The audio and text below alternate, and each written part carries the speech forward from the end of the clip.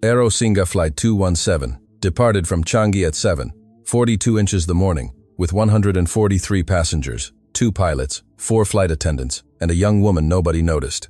She occupied seat 14F by the window, wearing a gray sweater, with loose brown hair, old headphones hanging from her neck, and a worn fabric backpack tucked under the seat.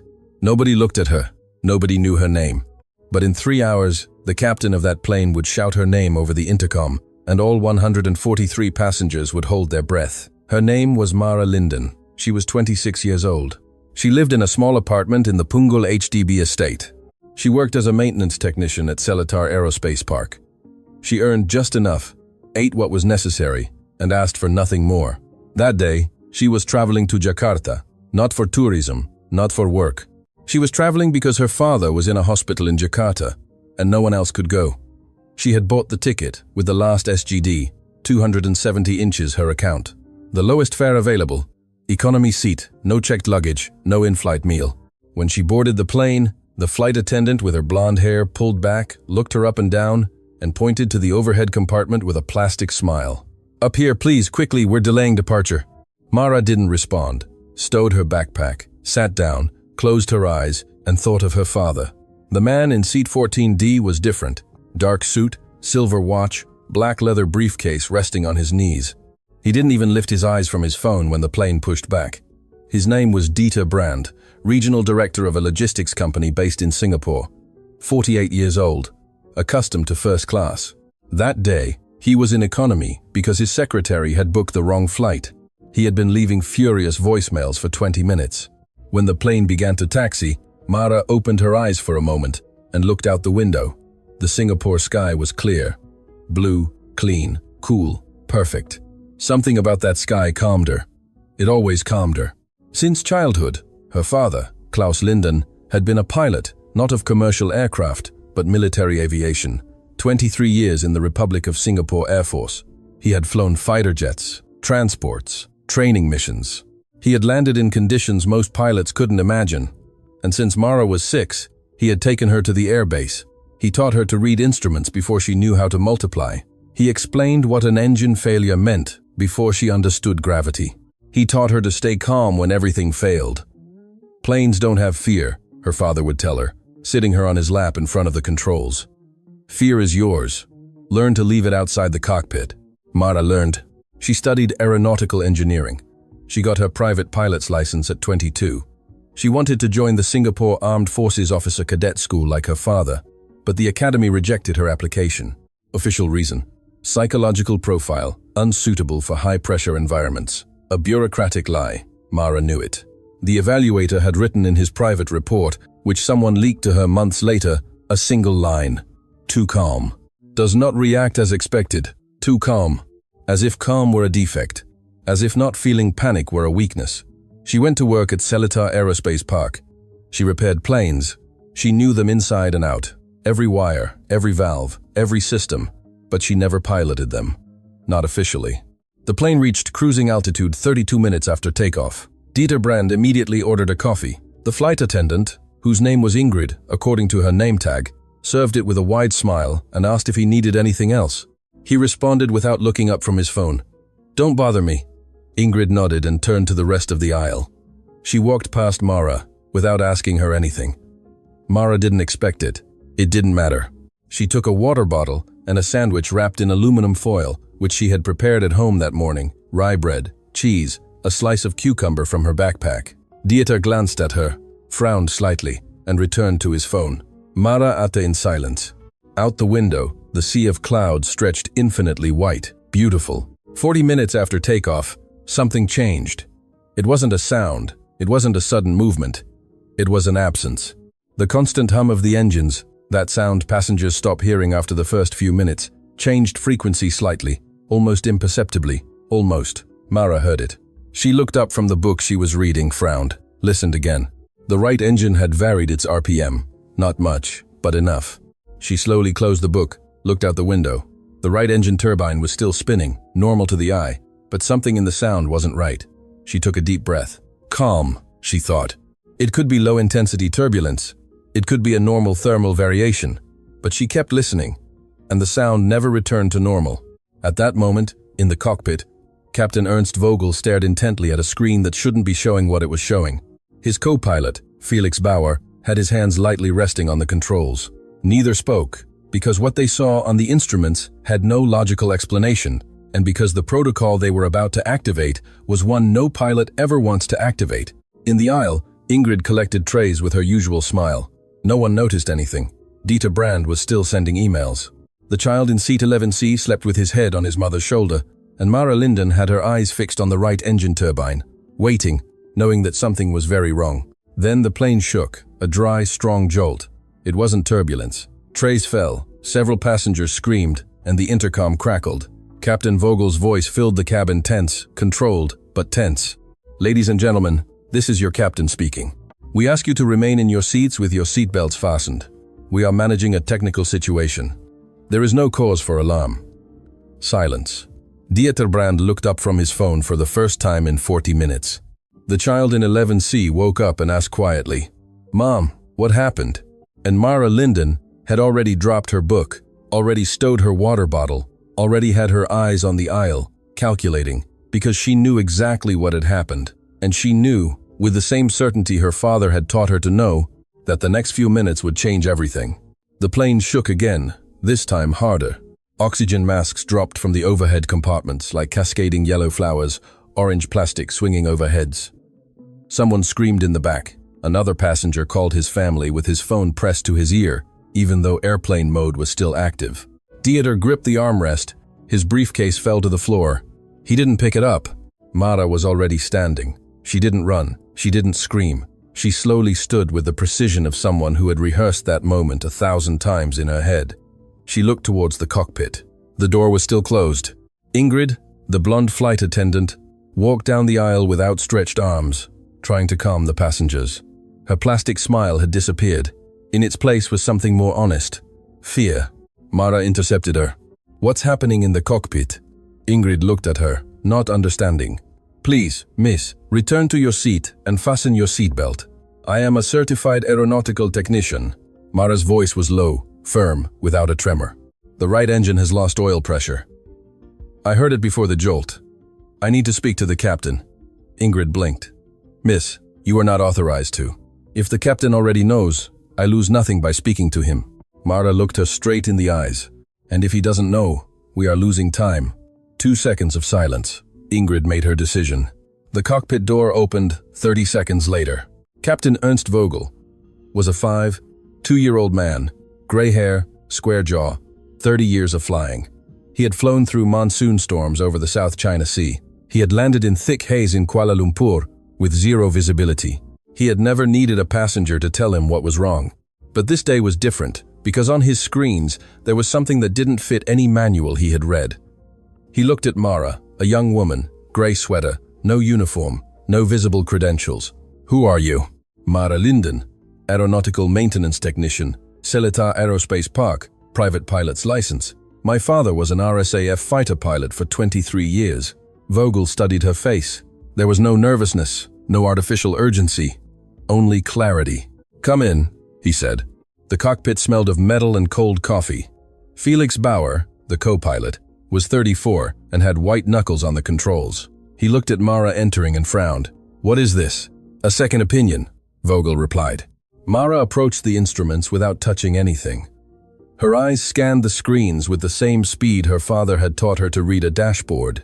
First the engines, then the hydraulic systems, then the fuel pressure. What she saw chilled her blood, but her face didn't change. "Right engine in progressive failure," she pointed without touching. "Turbine temperature out of range, oil pressure decreasing." But this, her eyes stopped on another screen. "This isn't just the engine." Vogel crossed his arms. "What do you see?" "The secondary hydraulic system is responding with a delay. You tried to transfer load to circuit A." Felix Bauer opened his mouth, closed it, looked at Vogel. Vogel said nothing, but something in his expression changed. "We tried 12 minutes ago," the captain said softly. "It didn't respond as it should." Mara nodded slowly. "How much fuel do you have?" "For 2 hours and 20 minutes of flight. Closest airport with a long runway, Sinai International, 47 minutes. Mara calculated in silence. The plane trembled slightly, a soft vibration, almost imperceptible to someone who didn't know how to read the body of a plane. She felt it in her feet. The landing gear will need manual extension, she said. The secondary hydraulic circuit won't sustain the full descent cycle. If you activate it automatically, you could lose flap control at the critical moment. Total silence in the cockpit. Felix Bauer had his eyes fixed on her. How do you know that? Because I know this model. Mara pointed to a side panel. I've repaired 4 aircraft of this series in the last 2 years. The failure you have now has a pattern. I've seen it twice on the ground, never in flight. Vogel uncrossed his arms, looked at her for 3 long seconds, then turned to his co-pilot. Felix, prepare the emergency descent protocol. Contact Sinai. Felix nodded and grabbed the radio. Vogel looked at Mara again. You stay here. It wasn't a question. While Felix spoke with Sinai control, Mara stood next to the side panel and began to systematically check the circuits. Her hands moved with precision, unhurried, unshaken. Vogel watched her out of the corner of his eye. Why are you traveling to Jakarta? He suddenly asked. Mara didn't stop checking. My father is hospitalized. A pause. Is it serious? I don't know yet. Vogel didn't answer, but something in his gaze softened a millimeter. In the passenger cabin, the atmosphere had changed. Ingrid and the other 2 flight attendants maintained order with calm voices, but the passengers saw the oxygen masks hanging, and nerves were not calmed by words. Dieter Brand had called his secretary, his lawyer, and his partner in the last 15 minutes. He had told all 3 that if anything happened, they knew what to do. The child in seat 11C, whose name was Thomas and was 7 years old, looked out the window with wide eyes. Mom, he said softly. His mother, a woman with dark hair and restless hands, hugged him without answering. Mom, do you see that plane? The woman looked out the window. To port, flying parallel at a considerable distance, a silhouette appeared. A military fighter jet, gray, fast, silent from inside the commercial plane. Thomas pressed his nose to the glass. It's escorting us. His mother didn't know what to say. In the cockpit, Vogel already knew. Singapore Air Traffic Control had dispatched 2 RSAF F-16 fighter jets from Paya Lebar Squadron as soon as Aero Singa 217 declared a technical emergency standard protocol. But what wasn't standard was what Sinai Control had just communicated. Felix Bauer listened, his face losing color, hung up the radio, turned to Vogel. Captain, his voice was strangely flat. Sinai has a problem. Vogel waited. The main runway is closed. A ground incident 20 minutes ago. Total blockage. Silence. The secondary is operational, but it's 1,800 m. Mara looked up. 1,800 meters. For an aircraft of that size, with a compromised hydraulic system and a progressively failing right engine, was exactly what the manuals called critical minimum margin. No, impossible. But with no margin for error. None. Vogel closed his eyes for half a second, then opened them. Alternatives? Kuala Lumpur is 72 minutes. With the fuel we have, we won't make it. We won't make it. The plane trembled again. This time, the right engine emitted a different sound. A sound Mara knew. A sound that meant the decision time was over. Sinai, she said, with absolute calm. Secondary runway. We have to prepare for manual descent now. Vogel looked at her. Are you sure? Mara thought of her father, his hands on the controls, his voice telling her so many times at that small airbase in Singapore. Planes don't have fear. Fear is yours. Learn to leave it outside the cockpit. Yes, she replied, and she was. Felix Bauer initiated the descent sequence. Vogel took the controls, and Mara Linden, the woman from 14F, the technician without a uniform and without visible credentials, positioned herself next to the hydraulic panel. Ready? Because in exactly 43 minutes, that plane would either touch down in Sinai or not touch down anywhere, and she was the only person on board who knew exactly what needed to be done for the former to happen. Exactly. But what no one on that plane knew yet, neither Vogel, nor Felix, nor the 143 passengers waiting with seatbelts fastened, was that the problem with the hydraulic system had not been a mechanical failure. It had been provoked. It had been provoked. Mara repeated it in her head once, just once. Then she filed it away in the same place where she kept everything she couldn't resolve at that moment. Later. First. Land. But her mind didn't stop. While her hands checked the hydraulic panel with precise movements, a part of her was reconstructing what she had seen on the instruments from the beginning. The failure had not started with the engine. It had started earlier, much earlier, when the plane was still on the ground. In modern commercial aviation systems, there is a self-diagnosis protocol that activates during taxiing before takeoff. That protocol records the status of each circuit. And what Mara had seen on the secondary screen, in that discreetly blinking error code in the lower corner of the panel, was a sequence that did not correspond to any spontaneous mechanical failure. It was a sequence of external intervention. Someone had manipulated the secondary hydraulic system before the plane took off, not to destroy it immediately, but to degrade it progressively so that it would fail exactly when it did. At 10,000 meters altitude, far from land, without comfortable options. Vogel was focused on the controls. Felix was coordinating with Senai. Mara decided not to say anything yet. Saying it now wouldn't change what they had to do. It would only add a burden no one in that cockpit needed at that moment. First, land. Then, ask who and why. Circuit A stabilized, she said softly. We can maintain enough pressure for the flaps if we reduce the demand from the nose gear. We need to lower the main gear first and compensate manually. Felix turned his head. That's not in the standard protocol. The standard protocol was written for normal mechanical failures, Mara replied without altering her tone. This is not a normal mechanical failure. Vogel listened without taking his eyes off the artificial horizon. How much margin do we have if we follow your sequence? With the current fuel and the available runway length, about 40 m of margin at the end of the runway. Enough if we approach at the correct angle and without crosswind. Sinai reports a 1-2 knot crosswind, Felix said. Silence. 12 knots of crosswind. 1,800 meters runway. Degraded hydraulic system. Progressively failing right engine. 40 m of margin became 20 m between a successful landing and the end of everything. Mara calculated. Breathed. It's still possible, she said. What happened next, no one expected. The cockpit intercom crackled. Ingrid's voice came through, tense but controlled. Captain, we have a situation in the passenger cabin. Vogel frowned without releasing the controls. What kind of situation? A passenger is trying to open the rear emergency door.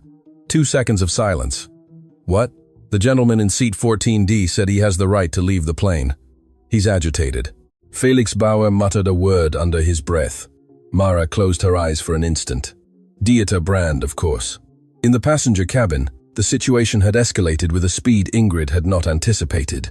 Dieter Brand was standing in the rear aisle, his tie loosened, his jacket wrinkled, his eyes bright with a mixture of panic and arrogance that only men who have never been contradicted produce. I have a right to know what's happening, he repeated loudly. I am a premium customer of this airline. I demand to speak to the captain right now. Mr. Brand, please return to your seat and fasten your seatbelt, Ingrid said with professional calm. Don't give me orders! His voice filled the cabin. Someone has to do something. This plane is going down. The child Thomas squeezed his mother's hand. An elderly woman in seat 16 murmured something in Malay and closed her eyes. A young man with a beard in 13 slowly stood up. Excuse me, he said in a calm voice. There's a child in front of you. Sit down. Dieter looked at him as if he were invisible. Who do you think you are to tell me? My name is Mark. I'm a nurse. The man calmly pointed to the seat. And if you don't sit down right now, the most serious problem on this plane is going to be you. Sit down. Something in Mark's tone stopped Dieter. It wasn't aggressive. It was simply unyielding. Dieter looked around. 142 pairs of eyes were watching him. He sat down. In the cockpit, Mara listened to Ingrid's summary and felt something akin to relief. Situation controlled, Ingrid confirmed. Good, Vogel said. Maintain order. We are starting our descent in 8 minutes. He closed the intercom. He looked at Mara. Ready? She nodded. But before Vogel returned to the controls, Mara spoke. Captain, I need to tell you something. He waited. What's failing on this plane wasn't an accident. The air in the cockpit changed. Felix Bauer looked up from the instruments. Vogel didn't move a muscle. Explain yourself. Mara pointed to the secondary panel. This error code, sequence F7 followed by 3 zeros. In the hydraulic system of this series, that combination cannot appear from natural wear or spontaneous failure. It requires manual intervention in the pressure circuit before flight. Someone accessed the system on the ground. A long silence. Are you sure of what you're saying? Vogel's voice was low, dangerously low. I've seen that code once before. Mara looked him directly. In an incident report that was never officially published. A plane of the same series in Changi 3 years ago. Ground intervention. The failure occurred over the South China Sea. They were lucky. Felix Bauer's jaw was tense. Who would do something like that? I don't know. Mara returned to the panel. But someone on this flight might. Vogel made a decision in 2 seconds. He activated the direct communication channel with Singapore Air Traffic Control. Changi Control, Aero Singa, 217 here. I need you to initiate security protocol for the flight and passengers. Possible ground intervention before takeoff. Repeat, possible ground intervention. Confirm reception. The response came in 12 seconds. Aero Singa, 217, received. Protocol active. Maintain continuous communication. Security services have been notified. Felix exhaled slowly. Mara didn't move from the panel. Outside, the 2 RSAF F-16 fighter jets continued their silent escort. The morning sun illuminated them from the east. From inside the plane, to the naked eye, they seemed almost calm. Almost. 31 minutes remaining to Senai. The right engine continued to degrade, and Mara, with her hands on the panel and her mind completely cold, began to think about the passengers on that flight. 143 people. How many of them knew something? How many knew nothing? And which of them was the reason someone had wanted this plane to never reach its destination? She thought of Dieter Brand. Dark suit, silver watch, too nervous to be just a scared executive, too specific in his panic, like someone who knows exactly what should be happening and is realizing it's not happening as planned. Mara filed that thought away, stored it in the same place as everything she couldn't resolve yet. Later. First, land. 29 minutes remaining. And the plane had just lost the right engine completely. A single engine at 10,000 meters altitude with 29 minutes to Senai. Mara didn't lose a second. Left compensation circuit to maximum. Her hands were already on the panel. We need to redistribute the load now, or we'll lose lateral stability on descent. Vogel executed without asking. Felix coordinated with Senai in a low, rapid voice. The plane responded slowly, like a wounded animal that still obeys, but obeys. Outside, the 2 F-16s adjusted their position. They approached. From the window of 14F, now empty, the portside fighter was perfectly visible. The military pilot turned his head towards the commercial plane. A brief gesture, almost human, as if saying, "We're here." Thomas, the child in 11C, saw him, slowly raised his hand, and waved his fingers. The fighter pilot couldn't see him, but Thomas waved anyway. His mother looked at him and felt something in her chest tighten in a way that wasn't just fear. In the cockpit, Vogel spoke without taking his eyes off the artificial horizon. Linden. It was the first time he had used her last name. How long have you been working in maintenance? 4 years. Have you ever been in a cockpit during a real emergency? No. A pause. I would tell you. Vogel nodded slightly. I know. 10 seconds of silence. Only instruments. Only the hum of the left engine working alone. Your father. What did he fly? F-4 Phantoms in the early years, then F-16. An instructor for the last 8 before retiring. Vogel processed that. A good pilot. The best I've ever known. Mara's voice didn't tremble, but something in it changed a millimeter, though he'd say that doesn't mean anything if you can't land in a crosswind. Vogel let out something that in other circumstances would have been a laugh. At that moment it was just a brief, almost inaudible sound. But real. Felix finished his communication with Senai and turned in his seat. Secondary runway cleared and prepared. Emergency services in position. He paused. They have also received the security protocol from Changi. There are units waiting on the ground. Mara nodded without commenting. Vogel also didn't comment, but both thought the same thing. Someone on that plane was going to have a very long conversation when they touched down. 24 minutes remaining. Mara checked the hydraulic panel for the 3rd time since entering the cockpit. Circuit A maintained pressure. Enough for the flaps. Enough for the landing gear. If they executed the correct sequence. Enough. That word was all they had. I'm going to explain the descent sequence, Mara said. I need you to execute it exactly as I describe. Vogel nodded. Felix took his notepad, an automatic pilot's gesture. Write down what matters, Mara began. At 16 kilometers from the runway, we reduce speed to 220 knots, not before. If we reduce earlier, the load on the left engine increases non-linearly and we lose response margin. Felix wrote, at 8 kilometers, we initiate main gear extension, manually first. Circuit A can sustain that operation if we don't demand the flaps at the same time. We extend flaps in 2 phases. First phase at 30% when the main gear is confirmed in position. Second phase at 70% at 5 kilometers from threshold. And the nose gear? Felix asked. The nose gear is extended at 3 kilometers, with the circuit at its limit. If we ask for it sooner, We might lose pressure just when we need it most. Felix stopped writing for a moment. If the nose gear doesn't extend in time, we land on 2 points. Mara's voice was direct. It's controllable. I've seen simulations. With the correct speed and the correct angle. It's controllable. Simulations and one documented real case. A cargo plane in Oslo. 6 years ago. No one was injured. Felix looked at Vogel. Vogel looked at the horizon. Continue, he said. Mara finished the sequence. 4 minutes of precise instructions, without embellishment, without an extra word. When she finished, the cockpit was silent for 3 seconds. Felix Bauer put the notepad on his panel. He looked at Mara with an expression that had changed since she entered. He was no longer the co-pilot who had frowned when he saw her cross the door. "How do you know all this?" he asked. It wasn't an accusation. It was a genuine question. Mara thought of the afternoons at the Seletar Air Base, of her father explaining every system with the infinite patience of someone who knows that knowledge can save a life, of the technical manuals she had read until they were worn out, of the night studying documented aviation incidents when her colleagues went out for dinner. "My father always said, a good mechanic knows the plane better than the pilot," she replied, "because the pilot trusts it works. The mechanic knows exactly when it stops working." Felix nodded slowly. He said nothing more. There was no need. 19 minutes remaining when the intercom rang again. It was Ingrid. "Captain, the gentleman in 14D is asking to speak with you again. He says he has relevant information about the flight." Mara turned her head. Vogel and she looked at each other. Relevant information about the flight. Not about the landing, not about the emergency, but about the flight. "Tell him as soon as the situation permits," Vogel replied calmly. "He said he can't wait," he said. Ingrid lowered her voice slightly. "He said he knows who did this." Absolute silence in the cockpit. Felix Bauer had his eyes fixed on the panel. Vogel pressed the intercom button. "Ingrid, make sure he doesn't leave his seat and doesn't speak to anyone else." "Understood." He closed the channel. He looked at Mara. She was already looking at him.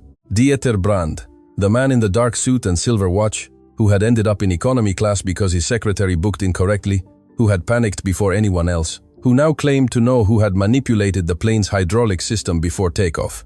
Mara mentally reviewed every detail she had observed since she boarded the flight. The black leather briefcase he never opened, the voicemails he sent non-stop, the way he looked at his watch, not to tell the time, but to calculate something. The panic that wasn't just fear, but the panic of someone who expected a different outcome, someone who knew what should be happening and was seeing that it wasn't happening because there was a young woman in the cockpit, a young woman who shouldn't be there, a young woman who was fixing exactly what someone had broken. 15 minutes to Sinai.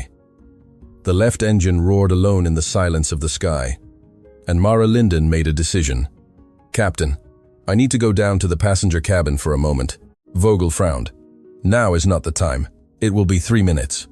Her eyes didn't blink. "I need to look at something in seat 14D. A pause. What do you expect to find?" Mara remembered the black leather briefcase. Never opened, never checked, but always on Dieter Brand's knees, as if it contained something he couldn't lose sight of. "I don't know yet," she replied. "But if I'm correct, what's in that briefcase explains everything else." Vogel looked at her for 2 seconds. 3 minutes, he said. "Not one more." Mara crossed the cockpit door. The economy class aisle smelled of cold coffee and contained fear. 143 pairs of eyes watched her advance. Some with hope, some with confusion, and one, that of seat 14D, with something completely different. Something Mara recognized the instant their gazes met. It wasn't fear, it was calculation. Dieter Brand was evaluating her, measuring her like someone who had just understood that the problem he thought was resolved was not resolved at all. Mara stopped next to his seat. She looked at him directly. "You have something to tell me," she said softly. Dieter Brand opened his mouth, closed it, looked at the briefcase on his knees, and at that moment, the plane shook with a violence that made several passengers scream. The illuminated sign panel flickered, and Felix Bauer's voice came over the intercom with controlled urgency. "Linden, cockpit, now!" Mara didn't take her eyes off Dieter. One more second. Just one. Enough to see what she needed to see. In his hands, trembling over the black leather briefcase, a phone with an open conversation, and a name on the screen that Mara didn't know, but would remember forever. Mara memorized the name in less than a second. That's how her father had taught her to read instruments. Don't look, record. She turned and walked back to the cockpit quickly, without running. The plane was still shaking, not violently. It was a constant, deep vibration, like an exhausted animal that keeps going because it has no other option. Mara closed the cockpit door behind her. Felix Bauer had both hands on the backup controls. Vogel maintained heading with a concentration that filled the physical space of the cockpit. "The main gear," Mara said upon entering. "How long until the extension point?" One minute, Felix replied. "Good, we're on time." She took her position next to the hydraulic panel. Her hands resumed checking where they had left off, as if the last 3 minutes in the passenger cabin hadn't happened. Vogel waited 4 seconds. "What did you find?" Mara didn't look up from the panel. "A name on Brand's phone." "What name?" She said it. 2 words, first and last name. Felix Bauer stopped writing. Vogel didn't react visibly, but his hands tightened on the controls a millimeter more. Just 1 millimeter. Enough for Mara to notice. "Do you know him?" she asked. 4 seconds of silence. "He was a maintenance inspector for Aerosinga," Vogel said slowly. "He was suspended 3 months ago. Internal investigation for irregularities in technical certifications." Mara processed that. The pieces fit together with a precision that was almost painful. A suspended inspector with access to the systems, a nervous executive with a briefcase he never opened, an intervention in the hydraulic circuit that required advanced technical knowledge and physical access to the plane before takeoff. It wasn't a random attack. It was a specific plan against someone specific on board. "Is there any passenger on this flight who is a high-value target?" Mara asked. "Someone who shouldn't reach Jakarta?" Felix and Vogel looked at each other. 1 second too long. Mara saw it. "Who?" Vogel exhaled slowly. "In 7A. Passenger registered as Elena Basari, an Indonesian citizen. According to the information Changi just sent us with the security protocol, she is a protected witness in a European judicial process. Traveling incognito. Not even the cabin crew knew. Silence. What kind of process?" Mara asked. "Transnational financial corruption." Vogel lowered his voice. "Several prominent names, several countries. The trial begins in 10 days in Jakarta." Mara closed her eyes for half a second. Elena Basari, seat 7A. She had seen her passing through the aisle. A woman in her 50s. Dark hair with streaks of gray, small glasses, an open book on her knees. The least conspicuous person on the plane. The person someone wanted to never testify. The plane trembled again. This time it was different. It wasn't the engine vibration. It was something in the fuselage. Something Mara recognized before the instruments confirmed it. "Cabin pressure," she said immediately. "Are you seeing the C4 indicator?" Felix looked at it. His face changed. "It's decreasing slowly still. But if the compromised hydraulic circuit is affecting the pressurization seals, we have to descend in altitude," Vogel said with immediate decision. "Less external pressure reduces the difference. We gain time, but we lose efficiency on the left engine," Felix pointed out. "I know." Vogel made the decision in 1 second. He initiated the descent. The plane began to lower, smoothly, controlled, but the passengers felt it. In the cabin, several people gripped the armrests. Thomas pressed his forehead to the window. The RSAF F-16 fighter jets descended with them in parallel, constant. The sun illuminated them from the side and cast long shadows over the white clouds below. Thomas looked at them and said nothing, just put his hand on the glass, as if he could touch them. His mother saw him and gritted her teeth to keep from crying. Mark, the nurse in seat 13, calmly stood up and walked towards the back. Ingrid intercepted him. "Sir, please." "I'm a medic," he said softly. "There's an elderly lady in 16B who's been breathing fast for 10 minutes. I'm going to sit with her for a moment. I won't be long." Ingrid looked at him. She nodded. Mark sat next to the elderly Malay woman. He spoke to her in a very low voice. Not in Malay, but in a low voice. The language didn't matter. The tone did. The elderly woman, whose name was Marguerite, and was 78 years old and had survived things no passenger on that plane could imagine, closed her eyes and breathed more slowly. "Minta maaf," she whispered. Mark put his hand over hers. He said nothing more. 8 minutes to the main gear extension point. Mara had her eyes on 3 panels simultaneously. Hydraulics, cabin pressure, left engine, all within the limits she had calculated. "For now, I'll need to execute the manual extension from here," she said. "Panel C has direct access to the main gear circuit. If you authorize, Captain." "Authorize, Mara." She opened panel C, a set of switches and manual valves that in normal circumstances no one ever touched. In normal circumstances, her fingers knew each one. She had opened identical panels on the ground, hundreds of times. Never with a plane in flight. Never with the weight of 143 people behind that door. She breathed. Planes don't have fear. Fear is yours. Leave it outside the cockpit. She left it. Felix Bauer watched her work. He had been silent for several minutes. When he spoke, it was in a very low voice, almost to himself. My daughter wants to study aeronautical engineering. Mara didn't stop checking the panel. How old is she? 9. Tell her to start with the technical manuals before the textbooks. A brief pause. It'll put her 2 years ahead. Felix let out a short exhale. Almost a laugh. Almost. I will tell her. 5 minutes remaining. Vogel reduced speed to 220 knots, exactly as Mara had indicated. The plane responded heavily, tiredly, but it responded. Main gear extension point in 3 minutes, Felix announced. Mara had her hand on the manual valve, ready. It was then that the intercom rang for the last time. It was Ingrid. Her voice had changed. Captain, a 2-second pause.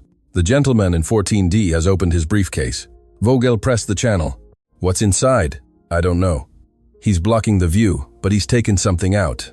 It looks like. Another pause. It looks like a small electronic device. He's looking at the screen, Captain. He has an expression that's worrying me. Mara let go of the valve for an instant. She looked at Vogel. He looked at her. They both thought the same thing at the same time. An electronic device on a plane with a hydraulic system that had been remotely intervened, with technology that allows remote activation of failures in modern aviation systems, with 4 minutes to the most critical landing of that flight. Ingrid, Vogel said, with a calm that cost him everything he had. I need you to do exactly what I tell you, without raising your voice, without him noticing. Understood. Locate Mr. Mark, the nurse in 13A, and tell him we need his help. Now. At that moment, Mara grabbed the manual valve, counted 3 breaths, and on the third, with the same calm her father had taught her to land in a crosswind, she said the words she had been preparing for 20 minutes, words that were not in any manual, words that were only hers. Captain, no matter what happens in that cabin right now, this plane is going to touch down in Sinai. Vogel didn't respond immediately. The solitary roar of the left engine filled the silence. Then, with a voice that carried 30 years of flying within it, I know, Linden. And it was at that moment, with 4 minutes to Sinai, and an unknown device in Dieter Brand's hands, and the landing gear still retracted, that Mara Linden understood something her father had never told her in words. Calmness was not the absence of fear. It was choosing every second not to let fear take the controls. She chose, and she put both hands on the panel. Planes don't have fear. Fear is yours. Leave it outside the cockpit. 4 minutes. Mara counted them in her head, as she had learned to count fuel, without panic, without hurry, with the precision of someone who knows that every second has an exact weight. Left hand on the main gear valve, right hand on the hydraulic compensator, eyes on 3 panels. Ready. In the passenger cabin, Mark stood up from his seat with the same calm with which he had calmed Dieter Brand an hour earlier. Ingrid intercepted him in the aisle with a look that said everything without saying anything. Mark nodded. He walked towards the back without rushing, like someone going to the restroom, like someone going nowhere important. He stopped next to 14D. Dieter Brand had the device on the open briefcase, a small black screen with a blinking cursor. His fingers were trembling on the keyboard. Mark leaned on the back of the seat in front with absolute naturalness. Nice device, he said softly. Dieter looked up. His eyes were red, not from crying, but from something worse, from someone who had been carrying something too heavy for hours. Go away, he muttered. I can't do that. Mark kept his tone calm, almost bored. Because if that device does what I think it does, we're both going to die in the next 3 minutes, and I prefer not to die.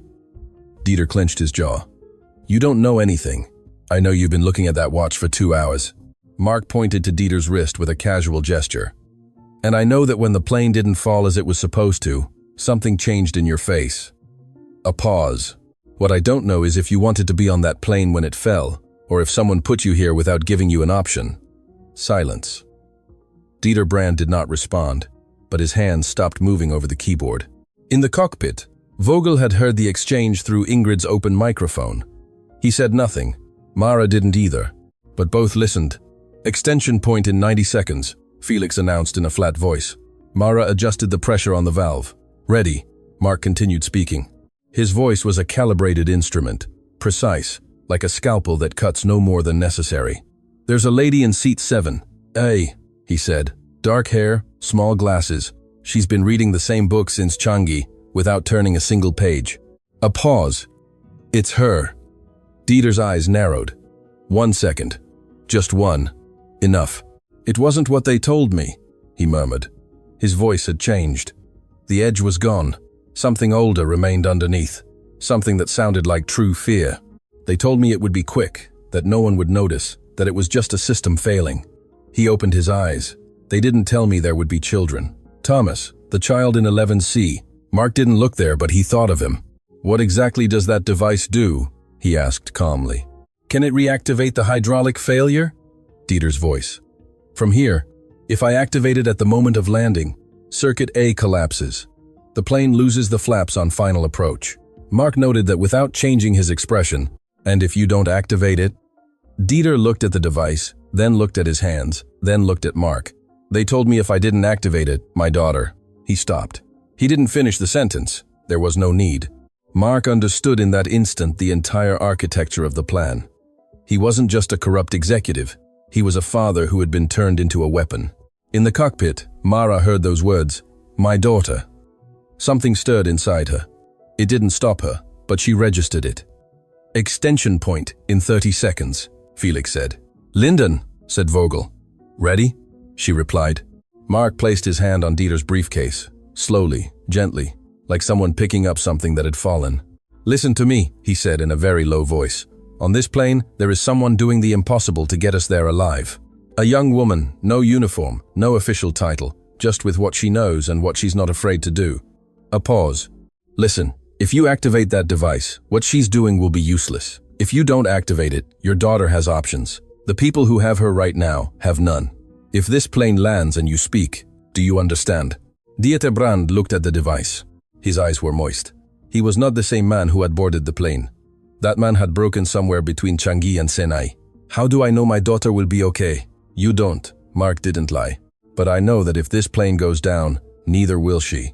3 seconds of silence, the longest of the flight. Dieter Brand slowly closed the briefcase with both hands and placed it on the floor. Now, Felix said. Mara opened the manual valve. The main gear mechanism responded with a deep, metallic, real sound. The indicators changed. Green, green, green. Main gear extended and locked, Felix confirmed. His voice had something in it that it hadn't had all morning. Flaps, phase 1, Mara said, 30% executed. The plane settled in the air like a bird spreading its wings for the first time, heavy, imperfect, but stable. From seat 11C, Thomas looked out the window. Senai appeared below the clouds, orange rooftops, the Johor Strait gleaming in the background, green fields stretching to the horizon. Mom, he said very softly. His mother didn't answer. Her eyes were closed, and her lips moved in silence. Thomas put his hand over hers. Mom, you can see it now. She opened her eyes, looked out the window, and for the first time in 2 hours she cried. Without making a sound, just tears falling as the earth approached. 5 kilometers to threshold, Felix announced. Flaps, phase 2. Flaps at 70%, Mara confirmed. Now executed. The plane descended at the exact angle she had calculated. Not a degree more, not a degree less. Nose gear in 3 kilometers, Mara reminded. Vogel nodded without speaking. His hands on the controls had the firmness of 30 years of flying and something more. The confidence of someone who was no longer alone in that cockpit.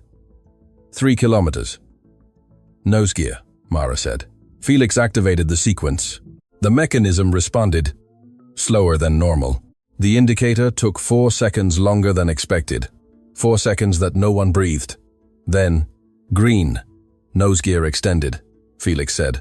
His voice was perfectly flat, perfectly controlled, but his eyes closed for half a second. Just half a second. Enough. Senai Airport appeared directly on the horizon. The secondary runway, 1,800 meters of gray asphalt, surrounded by emergency services, red and orange lights blinking on the sides. Vogel saw the runway and recognized it as one recognizes something long sought. Linden, he said. Crosswind here. Mara looked at the indicator. 11 knots. 1 knot less than forecast. 11 knots. Correctable. Runway margin? She calculated everything she had calculated before. One more time. Only now it was real. Now it was asphalt and weight, and speed, and a single chance. 23 m at the end of the runway, if we approach at the correct speed. And if the wind changes in the last 500 m? Mara didn't hesitate. Then we correct it. A pause. It can be done. My father landed an F-16 with its main gear locked at Tenga Air Base in a 16-knot crosswind. A 1-second pause. 11 is manageable. Vogel let out air through his nose, something between a sigh and a smile. All right. Then, with the voice he used when things really mattered, passengers, brace for impact. Ingrid took the intercom. Her voice came out firm, clear, without trembling. Attention, ladies and gentlemen. In 30 seconds, we will begin our landing. Assume brace position. Head forward, hands on the seat back in front. Seatbelt fastened. 143 people obeyed. Dieter leaned forward with his briefcase on the floor next to his feet. Mark returned to his seat and fastened his seatbelt with calm movements. Marguerite, the elderly Malay woman, crossed her hands over her lap and murmured something very softly. Thomas leaned forward, and before resting his head on the seat back, he looked out the window one last time. The two RSAF F-16 fighter jets had separated. They could no longer follow them. The runway was only for them. Thomas watched them fly away, and in a voice so low that only his mother could hear him, he said, "Thank you. 500. The ground was approaching. Vogel had the controls. Felix had his eyes on the indicators, and Mara Linden had her hands on the hydraulic panel. Ready for anything, ready for everything.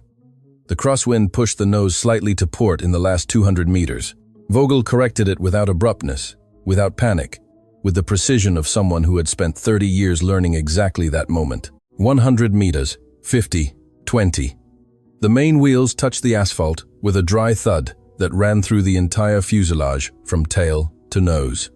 A second later, the nose gear touched down. The plane rolled, the brakes engaged, the runway consumed itself beneath them at a speed that seemed impossible. 1000 m, 115. The plane slowed, and stopped 19 m from the end of the runway. Silence. 2 seconds of absolute silence. Then the passenger cabin erupted. Applause, crying, voices. Someone repeating someone's name. Someone laughing uncontrollably. Someone simply sitting with their hands over their face. Thomas lifted his head from the seat back, looked at his mother. She hugged him with both hands, with her whole body, without saying a single word. Thomas buried his face in her neck, and for the first time all morning, the child in 11C cried. In the cockpit, no one spoke for 10 seconds. Vogel still had his hands on the controls. Felix looked at the instruments with watery eyes. Mara stood next to the hydraulic panel. Her hands were still on the valves. She had to remind herself that she could let go. She let go, looked at them. They weren't trembling. It was Vogel who broke the silence. He turned to her, looked at her for a long moment, and said with the voice of someone who chooses every word, "Planes don't have fear. Fear is yours. Leave it outside the cockpit." Mara looked at him. "How do you know that phrase?" "Because Major Klaus Linden said it at a military instructor conference 21 years ago." A pause. I was in the room. The world stopped for a second. Just 1 second. Then Mara Linden, the woman in 14F, the technician without a uniform and without visible credentials, who had remained calm when everything failed, who had landed a wounded plane with 19 m to spare, who had thought of her father every moment, without letting fear take the controls. Mara Linden leaned on the panel and cried for the first time all morning. She cried. The plane stopped, but the world did not. Outside, emergency vehicles surrounded the aircraft in less than 40 seconds. Red and orange lights spinning on the wet Senai asphalt. Medical teams in position. Security units closing the perimeter. Inside, 143 people were still breathing. All of them. Mara wiped her face with the back of her hand once, then took a deep breath and became herself again. Vogel observed her without saying anything. There was no need to say anything. Felix Bauer completed the post-landing procedures with hands that for the first time in 2 hours were not completely steady. He let them tremble. He had earned it. The forward door opened 4 minutes after landing. Passengers began to exit in order. Ingrid guided them with a calm voice, one by one, unhurried, without chaos. Thomas exited holding his mother's hand. On the last step of the air stairs, he stopped. He looked at the clear, blue, cool, clean Senai sky. Then, he looked at the runway. The 19 m of asphalt remaining between the plane's nose gear and the end of the runway. 19 m. Thomas measured them with his eyes, as only 7-year-old children measure things, with their whole body. Then he looked at his mother. "It was enough," he said. His mother didn't respond, just lifted him into her arms and hugged him with a force Thomas would never forget. Marguerite, the elderly Malay woman from seat 16B, slowly descended the air stairs. Mark accompanied her.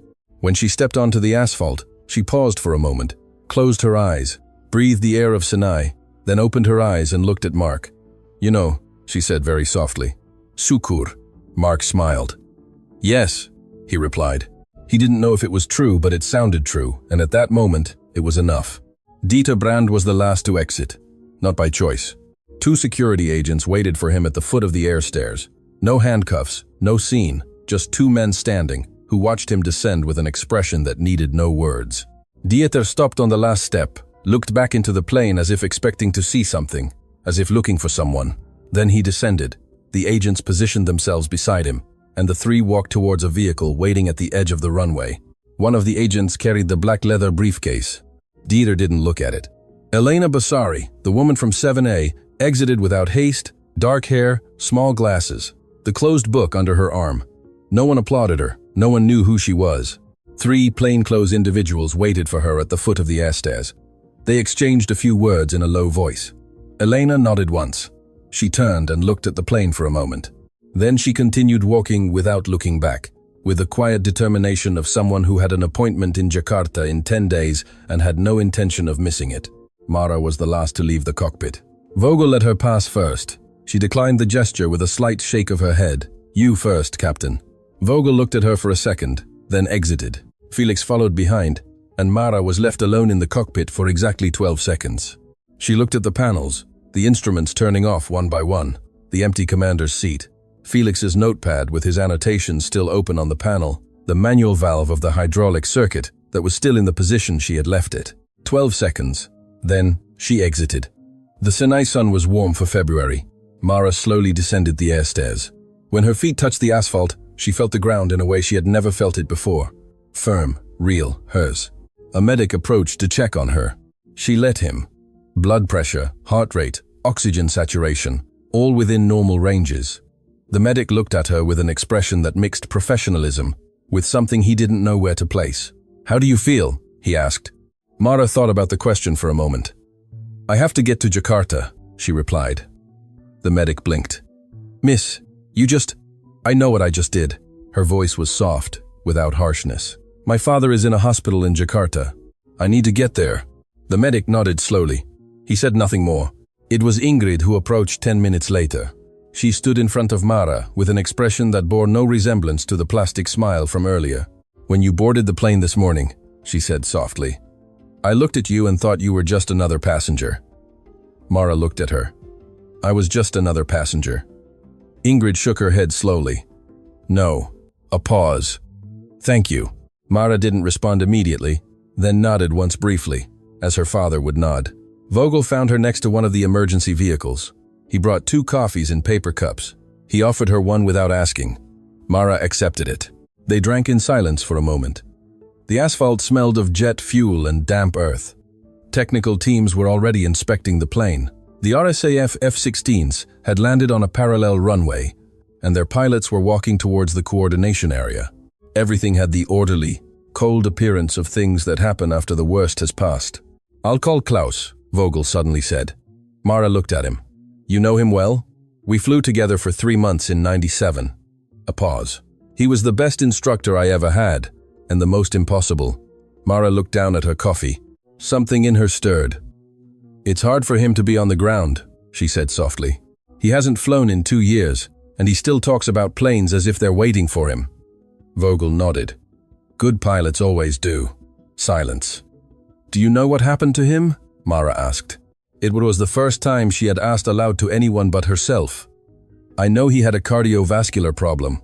Vogel chose his words carefully. "I know he's been under observation for a while, and I know he has a daughter who works at an airbase in Singapore and reads technical manuals instead of novels." Mara looked at him. Vogel's eyes held something that wasn't pity. It was something harder to bear than pity. It was recognition. "How long since you've seen him?" Vogel asked. 4 months. "Well, it's about time." It was then that Felix Bauer approached, notepad in hand. He opened it to the page where he had written the descent sequence Mara had dictated. He carefully tore it out, handed it to her. "So you remember this happened," he said. Mara looked at the sheet, her own sequence, written in Felix's tight, precise handwriting. She folded it carefully, tucked it into the pocket of her worn fabric backpack. "Tell your daughter," Mara said without looking at him, "to study hydraulic systems before engines. Engines make noise when they fail. Hydraulic systems fail in silence." Felix looked at her. "I will tell her. And don't let anyone tell her that being too calm is a defect." Felix didn't respond immediately, then nodded slowly, with the full weight of what he had seen that morning behind that gesture. 3 hours after landing in Senai, authorities confirmed the initial results of the investigation. The suspended Arasinga inspector had been arrested in Changi before the plane touched down. The intervention in the hydraulic system had been executed during the aircraft's overnight maintenance. Dieterbrand had cooperated with authorities from the first moment on the ground. His daughter, who had been located safe and sound in less than 90 minutes thanks to the information he provided, was reunited with her mother that same afternoon. Elena Basari was transferred to Jakarta on a private flight with security escort. Her testimony before the European Tribunal was still on. Felix Bauer called home from Senai Airport. His wife answered on the first ring. He didn't say much. He said enough. When he hung up, he stared at the phone for a moment. Then he looked up his daughter's number. He sent her a message, just 2 lines. "Study hydraulic systems before engines. A person you'll meet soon will explain." Ingrid submitted her report to the airline that same afternoon. In the observations section, where she normally wrote 2 lines about the general state of the flight, she wrote 4 pages. The last sentence read, "The passenger in seat 14F saved this flight. Her name is Mara Linden. Let it be recorded." Mara secured a seat on a flight to Jakarta that same night. Economy class, rear seat, no checked luggage, just like in the morning, just like always. When the plane took off from Senai and the city lights became small below, Mara looked out the window. The night sky was clear, full of stars. And for the first time all day, she didn't listen to the engines with worry. She just listened to them work. And she closed her eyes and thought of her father and smiled. Weeks later, the Jakarta hospital had large windows. That was the first thing Mara noticed when she arrived that night. Windows that let in the sky, as if whoever designed it understood that there are people who need to see the horizon to keep breathing. Klaus Linden was one of those people. He was awake when she entered, thin, more than she remembered. His hair completely white now, his hands on the sheet with that stillness pilots' hands have when they have no controls to hold. But his eyes were the same, exactly the same. Mara stopped at the door, looked at him, he looked at her. 2 seconds of silence that contained 4 months of distance and an entire morning above the clouds. "You're late," Klaus said. His voice was weaker, but the tone was identical. Mara entered and sat in the chair next to his bed. "I had a mishap." "What kind of mishap?" She looked at him. "The flight had a technical problem." Klaus frowned slightly. "How serious?" "Right engine in progressive failure. Hydraulic system intervened. 1 engine to land on a short runway with an 1-1, not crosswind." Silence. Klaus studied her for a long moment. "And we landed. 19 meters to spare." Another longer silence. "Who was flying?" "Captain Vogel." Klaus blinked once. "Ernst Vogel sends his regards."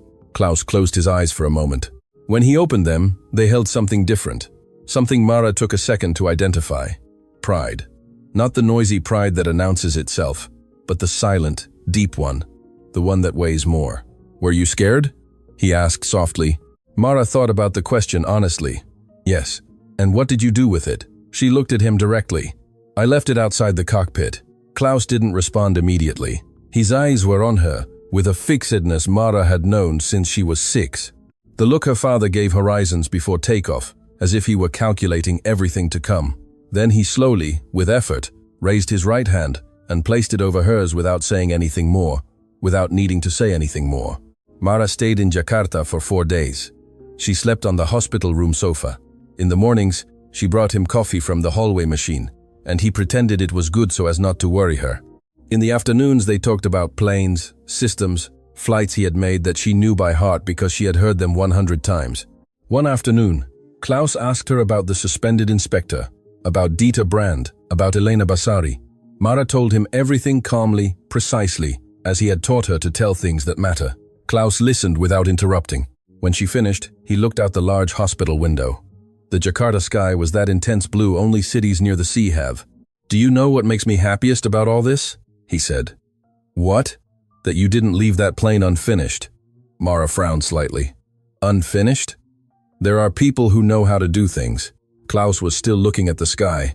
And there are people who do them. The difference is not in talent. It's in the moment you decide that fear is not going to be the one to decide for you. A pause. You decided. That is priceless. Mara didn't respond, but something in her that had been tense for months slowly loosened, like a knot giving way.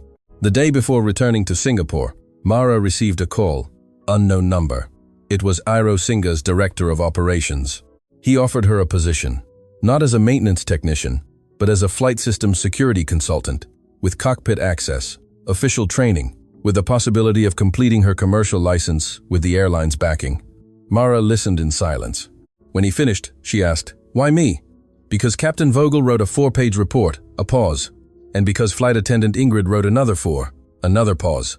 And because Felix Bauer personally called to say that his 9-year-old daughter wants to be an aeronautical engineer, and he wants you to be her mentor when she grows up." Mara looked out the hospital window. The Jakarta sky. Blue, clean, immense. "I'll think about it," she said. Hung up, stared at the phone for a moment, then entered her father's room. Klaus was sitting in bed, more upright than in previous days. He watched her enter. "Good news?" "Could be." He waited. Mara sat in her usual chair. "They're offering me a job at Aero Singa, security consulting, commercial license included." Klaus said nothing immediately. He looked at his hands on the sheet, then looked at her. "And Seletar Aerospace Park will still be there. And you?" Mara thought of the hydraulic panel, of the manual valve, of the 19 of asphalt at the end of the Sinai runway, of Thomas putting his hand on the glass, of Marguerite breathing slower, of Vogel saying her last name for the first time, of Felix writing in his notepad, of her father, always of her father. "I think," she said slowly, "that there are things you learn for yourself, and there are things you learn so you can give them to others." Klaus looked at her. His eyes held that sparkle Mara had seen few times in her life, the same times that really mattered. "Did you learn it well?" he said very softly. Mara returned to Singapore the next day on the return flight, window seat. She watched the sky the entire way. She didn't listen to the engines with worry. She listened to them with gratitude. They landed without incident. She exited last. Weeks later, in a Jakarta courthouse, Elena Basari sat before the European Tribunal and testified for 4 hours. Her voice didn't tremble once. Weeks later, Thomas drew an airplane with a single engine, surrounded by 2 small fighter jets in his school notebook. His teacher asked him what it was. "A plane that didn't fall," he replied. The teacher didn't know what to say. Thomas was already drawing something else. Weeks later, Felix Bauer arrived home earlier than usual. His 9-year-old daughter was at the table doing her homework. He sat beside her, opened the drawer, and took out a technical manual on hydraulic systems. He placed it on the table. She looked at it. "What's that?" "Where everything begins," he said. She opened it and began to read. And Mara Linden returned to Seletar Aerospace Park on a Monday morning. She arrived on time. As always. She put on her work overalls. As always. She opened the first panel of the day, and before starting, she reached into the pocket of her worn fabric backpack and took out the folded sheet. The descent sequence, written in Felix Bauer's tight handwriting. She looked at it for a moment, folded it again, put it away, and began to work with hands that didn't tremble, with the calm her father had taught her, with the knowledge that there are things no one can take from you, because they are not in a degree, they are not in a uniform, they are not in the right last name, nor in the right academy, nor in the right seat. They are in what you do when the engine fails, and the ground is far away, and fear knocks at the door. They are in choosing each time to leave it outside the cockpit. Planes don't have fear. Fear is yours. Leave it outside the cockpit.